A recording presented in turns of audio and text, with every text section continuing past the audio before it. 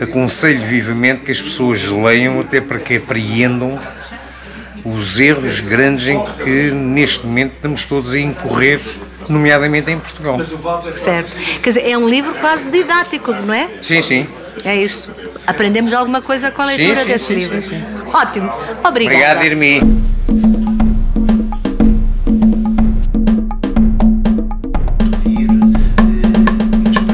Vamos voltar a ver em novembro. O meu nome é Gustavo Martins. Estou aqui em representação do Grupo Editorial Atlântico, em nome do qual quero começar por agradecer a vossa presença para a sessão de lançamento da obra África, Negritude, Crioulismo e Assimilação em Angola, o Anticristo da Colonização. Quero também começar aproveitando publicamente para felicitar o nosso querido autor por este livro que consideramos exemplar e agradecer também a presença ao excelentíssimo embaixador Martins da Cruz, que a nós muito nos orgulha tê-lo. Provavelmente este livro, e eu diria ainda bem, não vai ser demasiadamente apreciado por alguns setores intelectuais e até talvez políticos no nosso país e noutros países e porventura até em África. Mas ainda bem, eu também por isso agradeço à editorial e ao Dr. Lupi Fialho o convite para estar aqui hoje na apresentação deste livro, porque são estes desafios que nós gostamos. Este livro irá somar-se a outros escritos e publicados pelo mesmo autor, que provavelmente muitos dos que aqui estão conhecem. Relembro apenas o último, também com Angola como tema, com reflexões sobre a evolução, sobretudo política e de segurança e económica, naquele país antes e depois do 27 de maio de 77. Em torno desse acontecimento, que ainda hoje está envolto de algumas nuvens internas e até externas à Angola, à narrativa angolana, o Dr. Lupi Fialho tece considerações e dá informações, sobretudo algumas que eu acho surpreendentes. Deixem-me só referir uma que achei, até talvez por deformação profissional, a mais interessante de todas. Tem a ver com Frank Carlucci. Estava em Luanda, diz o Dr. Lupi Fialho, no seu penúltimo livro, estava em Luanda no dia 4 de fevereiro de 61, que foi a data do início da luta armada, como ali se diz, da luta armada contra a potência colonizadora que éramos nós, Portugal. Eu conheci bem a Carlucci, estive com ele muitas vezes, em Lisboa, nos Estados Unidos, em Washington, até na casa dele, e até em Luanda. E ele nunca tinha ouvido mencionar este facto. Mas Lupi Fialho conseguiu esta caixa, como diriam os jornalistas, e referiu-me até que há alguns dias que foi uma confidência do próprio Carlucci. O Carlucci estava como jovem secretário na Embaixada Americana em Kinshasa e decidiu tirar férias e ir passar uns dias a Luanda, vejam lá, no dia em que começa a luta armada contra nós. Logo naquela data. Curiosa coincidência e curiosas férias. O Dr. Lupi Fialho deu aulas nesta universidade, como sabem, e partilhou com o meu pai o gosto e o conhecimento pelo direito administrativo. E creio que também por isso se entenderam os dois muito bem. Eu gostaria muito de ter assistido às conversas, às longas conversas, que o Dr. Lupi Fialho teve nos corredores e nestes jardins com o embaixador Franco Nogueira, que nessa altura também era aqui professor. Eu acho que teríamos todos aprendido muito com isso. Professor, advogado, jurisconsulto, o Dr. Lupi Fialho, como sabem muitos amigos que têm aqui, andou por todas as latitudes. Especializou-se também no vasto mundo do petróleo, com incursões na gestão. Tudo isto contribui para a coragem em escrever e publicar o livro que nos traz aqui hoje. E que revela também a sua paixão por Angola, onde não nasceu, meramente por acaso, segundo diz, mas onde foi criado, onde estudou e onde trabalhou. Mais do que em qualquer outro país, do que então chamávamos o ultramar, e hoje, e ainda bem, diria eu, chamamos os países da CPLP, o autor centra-se em Angola. E é verdade que que dos outros 8 países que integram o chamado espaço da língua portuguesa, Angola é aquele a que muitos de nós nos sentimos mais ligados. Mas Angola é, das então colónias, aquela onde viviam mais portugueses em 74. Provavelmente muitos dos que aqui estão saberão porquê, mas eu não resisto a recordar a razão. A razão era sobretudo económica. Dos grandes espaços que Portugal administrava em África nessa altura, Angola e Moçambique, Angola estava mais perto. Eram 10 dias de barco. Eu fiz essa viagem em 1964, a segunda vez que fui a Angola, em 64. Para chegar a então Lourenço Marques e à Beira, demorava-se 20 dias. Ou seja, o dobro do tempo e o dobro do dinheiro.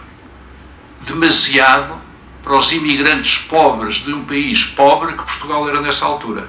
Não é que seja muito rico hoje, mas era manifestamente muito mais pobre. E por isso, Angola tinha 4 ou 5 vezes mais portugueses a viver lá em 1974 do que Moçambique. Ao contrário de Angola, onde os portugueses estavam em todas as atividades económicas, em Moçambique a maioria dos portugueses ou eram funcionários do Estado ou das grandes empresas. Por razões geográficas, Angola mantinha uma ligação muito maior a Portugal, que Moçambique substituía pela África do Sul de então. O livro que temos na nossa frente é um roteiro africano que não estamos habituados a percorrer. Ao tratar de temas que hoje são quase proibidos, sobretudo na comunicação social, como a negritude, o crioulismo e a assimilação, Dr. Lupi Fialho procura distinguir 4 coisas: a análise científica, os fatores sociológicos, antropológicos e culturais, o pendor político e ideológico e a envolvente histórica. Todos estes argumentos, ou elementos que contribuem e convergem para a sua análise, acabam por ser de distinção difícil dadas as sobreposições, mas revelam-se necessários para a correta, ou se quiser a adequada, percepção dos diferentes planos daqueles conceitos que o autor nos traz. Não há nunca neutralidade neste tipo de análises. Por muito que algumas academias ou correntes de pensamento ou autores tentem defendê-lo, as posições que tomamos nunca são neutras. Sobretudo em temas que envolvem interpretação de factos ligados à história e ligados à política. E nesta sua obra, o Dr. Lupi Fialho deixa antever as suas opções nas entrelinhas. E por vezes, alguns até dirão que demasiadas vezes, não sou eu que o digo, mas por vezes essas opções saltam para os parágrafos e saltam para as notas de rodapé, que eu aconselho vivamente a que leiam os que vão ler este livro. Podemos não estar de acordo com todas essas opções.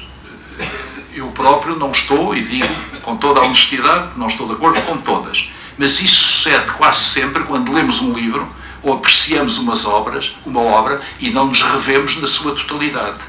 Mas isso não retira mérito nenhum ao autor, quando muito pode-nos trazer algum demérito a nós próprios.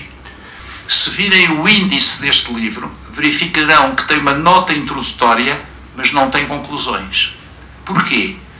Porque estas surgem capítulo a capítulo, abrindo espaço para o tema seguinte, fazendo a ligação entre os assuntos focados. Penso eu que numa lógica discursiva que vai suscitando interesse e vai obrigar os leitores a continuar a ler. 3 temas: negritude, crioulismo e assimilação. Estes são os temas principais que o livro procura enquadrar na sua época, ou seja, ao tempo colonial. Dizia Agostinho Neto: não encontramos em África um único país que não mantenha relações preferenciais com a sua antiga metrópole, até pela absorção dos valores culturais inevitável do regime de tipo colonial. Fim de citação. Espero que esta lucidez ilumine os responsáveis governamentais portugueses que hoje estão reunidos em Angola com o governo angolano, onde assinaram, ao que parece, 13 acordos. Porque isso é importante para apagar nas nossas relações com Angola algumas ausências do passado recente e traçar, como é sempre útil, as linhas do futuro. Porque a África e Angola, em primeiro lugar, são uma das referências que nos valorizam a nós, portugueses, no mundo e na Europa, que valorizam a percepção, as relações que nós temos com a África, valorizam a percepção que os outros têm da nossa capacidade de interlocução e da nossa política externa.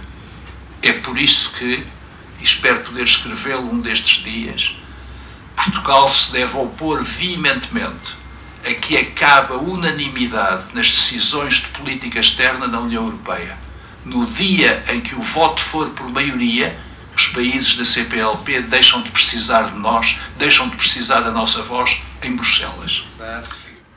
Queria formular aqui uns agradecimentos relacionados aqui com a publicação, desde logo ao Sr. Embaixador António Martins da Cruz, pelas palavras que acabou de produzir e pelo facto de ter lido o meu primeiro livro, um bocado maçudo, mais do que este, e que entrou bem dentro daquilo que ficou escrito. Mas aquilo que o Dr. António Martins da Cruz disse relativamente a mim e ao livro, eu penso que fica muito além do que aquilo que eu mereço. Enfim, mas como dizia o outro, quem tem amigos tem tudo, e portanto estou-lhe grato. Um segundo agradecimento que eu queria fazer aqui, sempre eu, é o meu querido amigo Daniel Nunes, que matura desde quase que eu nasci, desde miúdo, detentores de uma grande sabedoria e de uma biblioteca universalmente conhecida sobre a África, talvez a melhor que há no mundo sobre a África. Mas o Daniel Nunes, eu tenho que lhe fazer esse agradecimento, tal como já fiz no primeiro livro, porque tem constituído para mim um incentivo, um provocador, como vai dizendo, a quem eu lhe fui passando o manuscrito e incentivando daquilo que eu estava a escrever, e nomeadamente com este livro.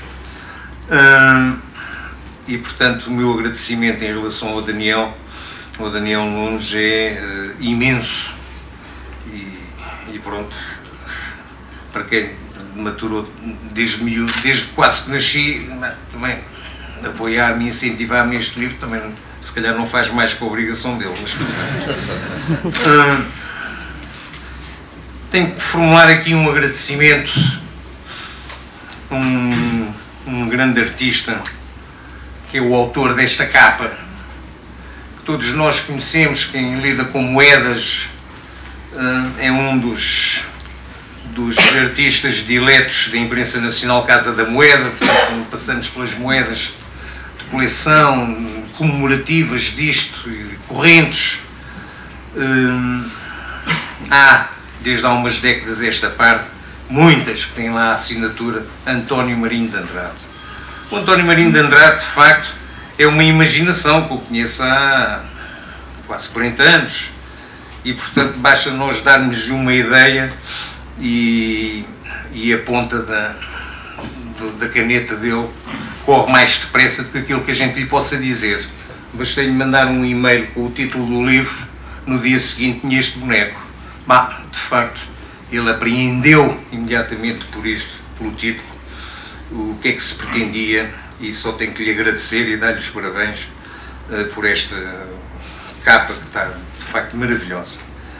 Quero agradecer, por último, aqui à Universidade ter aberto aqui as portas, na pessoa das professoras Teresa Leal Coelho e Anabela Neto, amigas de longa data, e que se dispuseram a abrir as portas todas para que a apresentação do livro fosse feita aqui neste anfiteatro.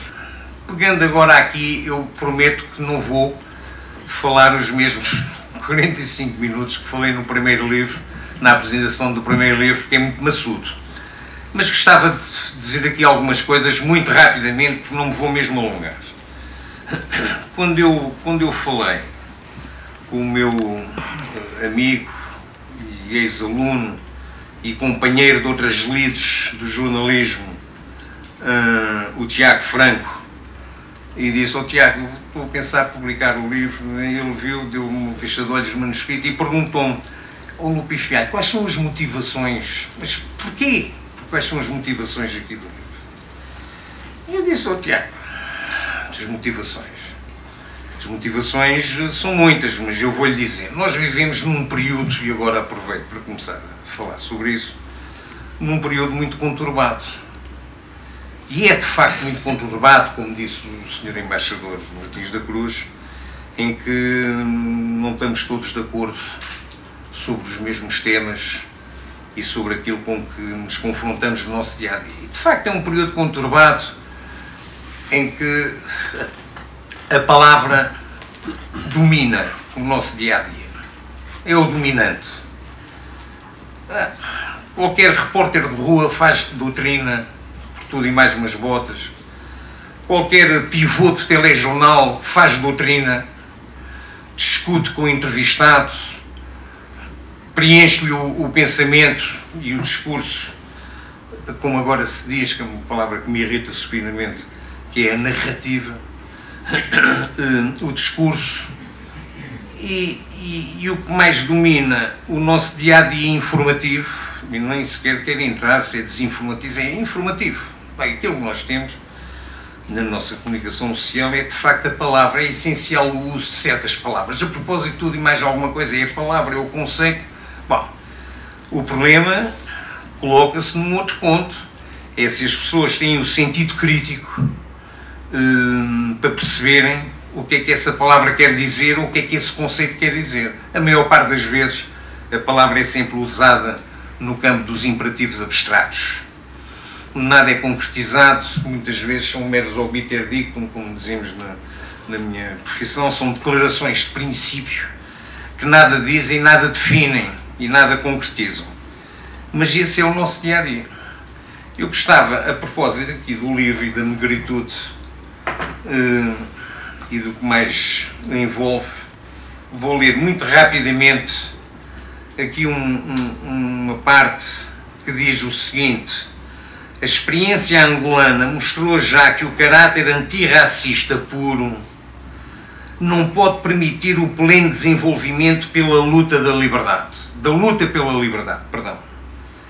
A nossa sociedade, desde há séculos, contém dentro de si os elementos brancos, chegados como ocupantes, como conquistadores, mas que tiveram tempo de se enraizar, de se multiplicar e existir por gerações e gerações sobre o nosso território. Essa população branca domina os centros urbanos, provocando o fenómeno da mestiçagem que torna a nossa sociedade interligada nos seus componentes raciais.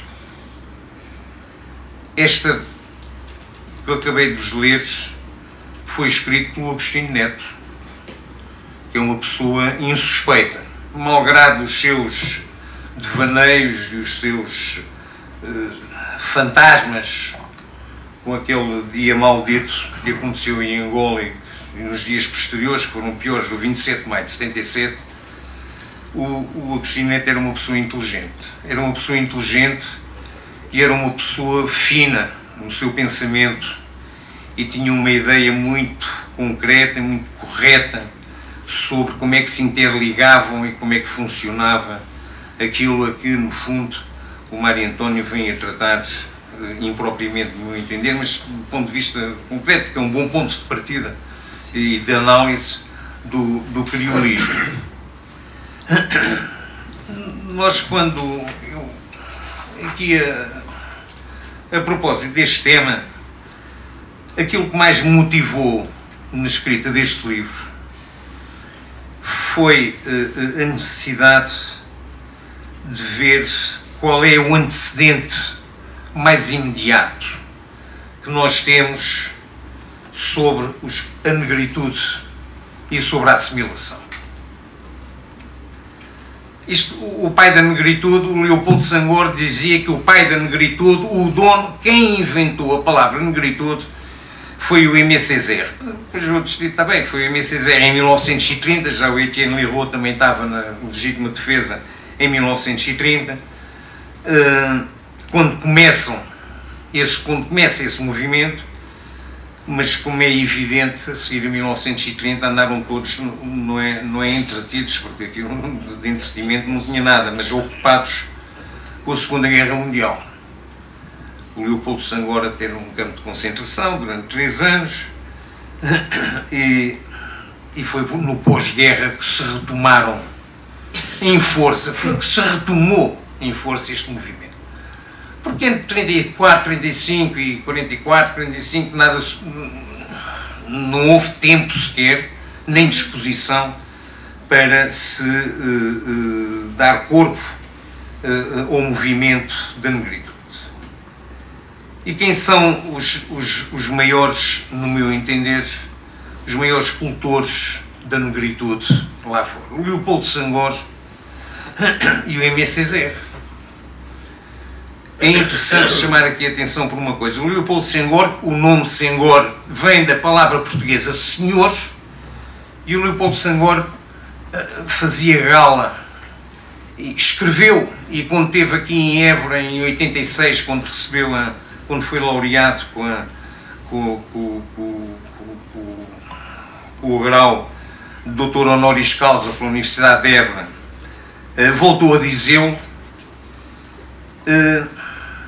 é de origem portuguesa, e disse que tem na alma e no sangue, e corre-lhe no sangue, a alma lusa.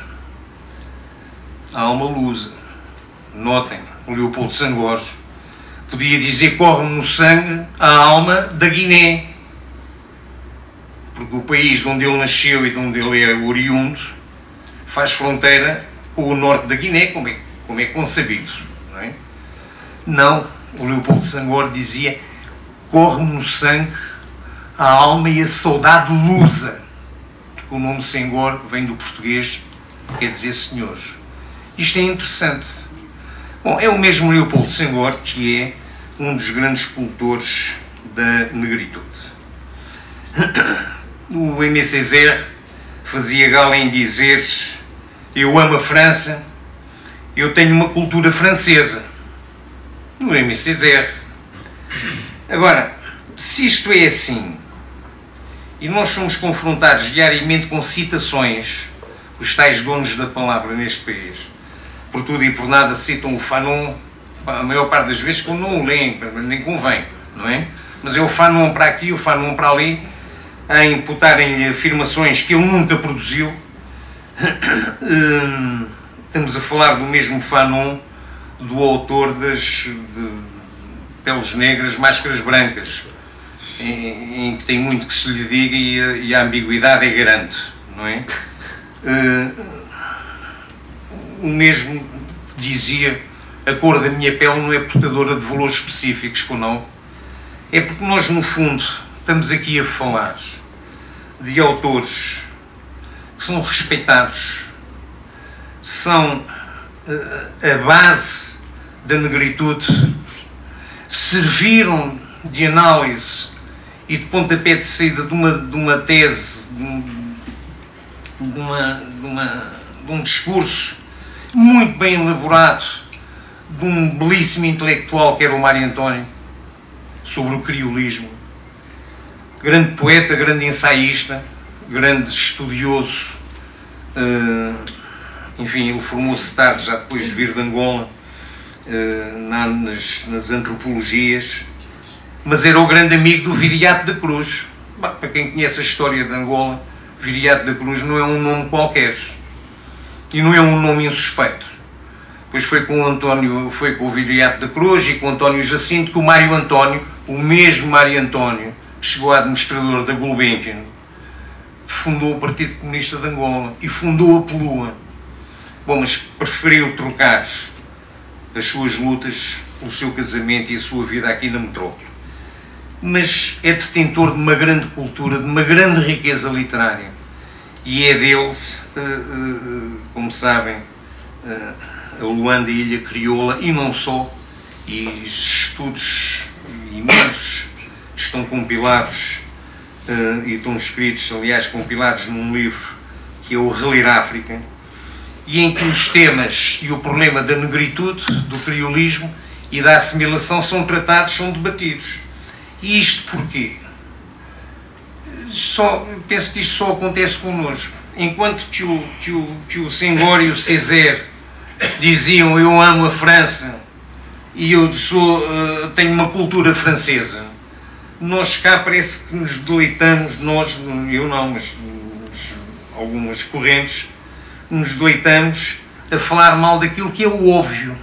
Quer queiram, quer não, qualquer análise mais empírica que possa haver sobre o tema leva que há uma relação bionífica, binária, entre duas culturas, e que foi aquilo que de facto deu origem ao criolismo, o lusotropicalismo. Mas porquê é que nós havemos estar aqui com uma linguagem, em alguns casos até universitária,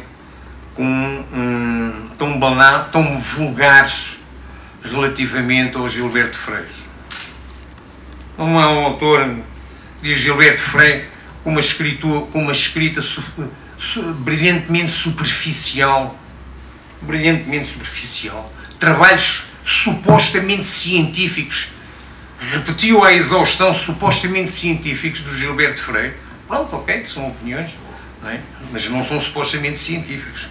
Foi uma grande obra que ele fez, e nessa época, de facto, na administração ultramarina e na nossa presença em Angola era de uma grande riqueza literária em vários campos. Daí que eu não consigo compreender como é que se pode afirmar, como suponho que ele é professor, Vítor Cajibanga, que diz que tem que se proceder à descolonização da epistemologia assente no legado histórico dos antigos estudos ultramarinos.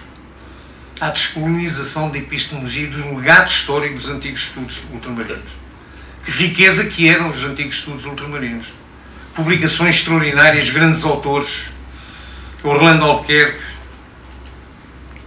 que até ganhou um prémio, tem um livro que, enfim, que para mim é uma das coisas mais deliciosas de contos que há, O Homem que Tinha a Chuva, mas, como sabem, foi casado com a poetisa e médica também, Alda Lara.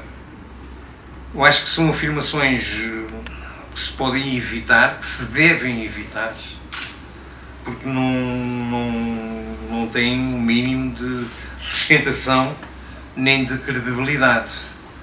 E aquilo que de facto me levou das minhas leituras, porque eu leio muito sobre Angola, sobre a África. Eu por pouco não nasci no paquete Império, mas o Fausto nasceu no paquete Pátria, não é? Eu não nasci no paquete Império por mero acaso, mas regressei a Angola com 15 dias e, portanto, fui feito, nado e criado, nado não, mas criado em Angola desde sempre, nas terras das Lundas, não é?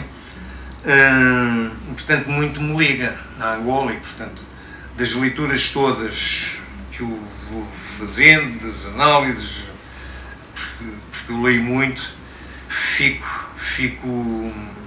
perplexo com algumas das afirmações e é isso que me levou a escrever isto, e acho que se deve ter em atenção que isto que nós estamos a presenciar atualmente parte do pós-guerra, do existencialismo marxista, nomeadamente francês, em que os próprios cultores da negritude, à cabeça o Leopoldo Senghor e o Aimé Césaire, combatiam e punham em causa. Era mais o Sartre que disse uma aberração, que disse a negritude é o racismo antirracista. Bom, que o Leopoldo Senghor criticou grandemente e combateu, e que o próprio Agostinho Neto disse e afirmou, disse que é uma tese reacionária e sem futuro. Pois é, reacionária e sem futuro. negritude é o racismo antirracista, tem que ser reacionário e não tem futuro nenhum. Por aí ninguém vai lá, não é? E, portanto, quando nós somos confrontados com situações em que os próprios cultores da negritude são os primeiros a dizerem eu amo a França e vivo numa cultura francesa, eu não posso deixar, e no paralelo que o próprio Senghor faz, o Senghor faz sempre um paralelo entre francité e a Portugalidade. Quando trata o mundo, normalmente diz, vem sempre o exemplo, é como em Portugal. Pegar neste tema, desenvolveu-o a partir da sua gênese neste período conturbado em que nós vivemos, do wokeismo que é dominado pela palavra, mas em que falta muito o sentido crítico. Há uma grande ausência de sentido crítico sobre estes conceitos e sobre estas ideias. E é isso que eu pretendo e que eu pretendi escrever. Bem ou mal, olha, até como outros, está escrito, agora não se fala mais nisso. Portanto, quer dizer, quem lê quem gostar gosta, mas não é consensual. Não vai ser, não. Mas gostava que os temas que aqui estão tratados, e quando se fala em assimilação, se fosse no mesmo sentido em que o faz o Leopoldo Senghor e o Aimé Césaire, que não tinham problemas nenhum em dizer nós somos assimilados. E é isso que permitiu a nossa emancipação. Pois é, também penso que sim. E entre nós não precisamos de ir muito longe. Basta irmos ver o livro, não me lembro agora quem é que o escreveu, da Casa dos Estudantes do Império, para percebermos imediatamente, não é, que a Casa dos Estudantes do Império passou e passa e foi um centro onde a assimilação, no bom sentido, é aquilo que movimentou e que deu a grande força que teve a Casa dos Estudantes do Império nas lutas independentistas. E não tenham dúvidas nenhumas sobre isso, Império. É essa assimilação que é a grande arma e que é uma resultante e que parece que as pessoas têm medo. Eu não tenho, e acho que não tenho medo do pensamento e da palavra também não, e portanto espero que gostem do livro e se tiverem, estou sempre aberto para discutir e para trocar emoções sobre ele.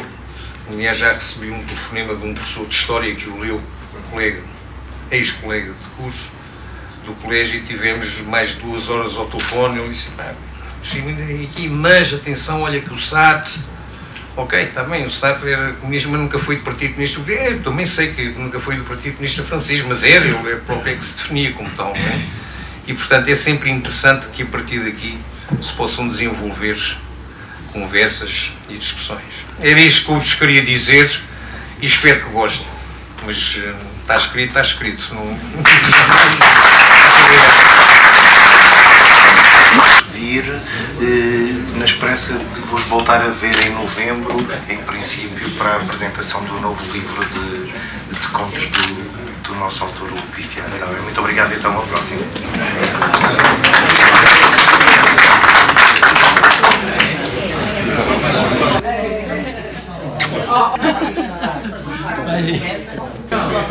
Anda cá, que é o frente? Então, agora quero uma, eu acho. Eu não sou assim como esta da posteridade. Poxa, não é Depois podes tirar uma fotografia comigo para a posteridade. Vai lá por causa de um trabalho que ele fez para a Deloitte e pediram para eu lá ir. Já não tem mão. Já não tem mão. Olha aí, já está a ficar trêmula. Tu falaste bem, mas ali o embaixador mandou cá um discurso que podes ver.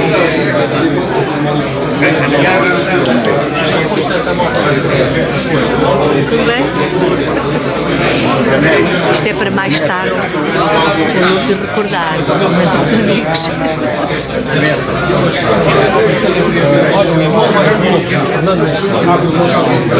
Posso? São ambos amigos do Lupi, não é verdade? Então, já compraram outro livro? Já é Este é o segundo. Já leram outro? Eu já li. Então, Eu gostei. qual foi a sua impressão? Temos escritor, não é? Temos que dar sim. Eu quero tirar uma fotografia com ele para depois poder apresentar quando ele ganhar o Prémio Nobel da Literatura. Ele vai se tornar uma pessoa muito importante. Já é, mas ainda vai ficar mais importante, não é?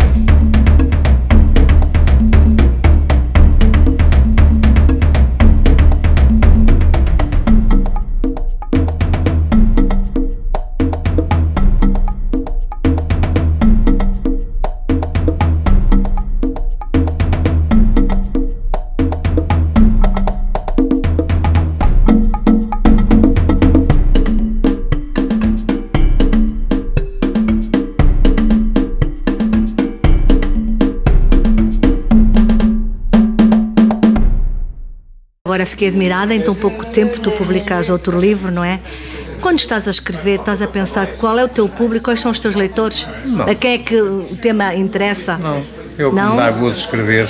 São as tuas memórias? Não, Não? sim, não é. Os teus estudos, não é? O teu conhecimento Exato. da África. É isso, não é? A minha Por aí. apetência para o tema. Pois, mas se vendes também é bom, não é? Quanto mais vendes, melhor, Sim, não é? mas não penso nisso. Não estás preocupado com isso, não é? Não.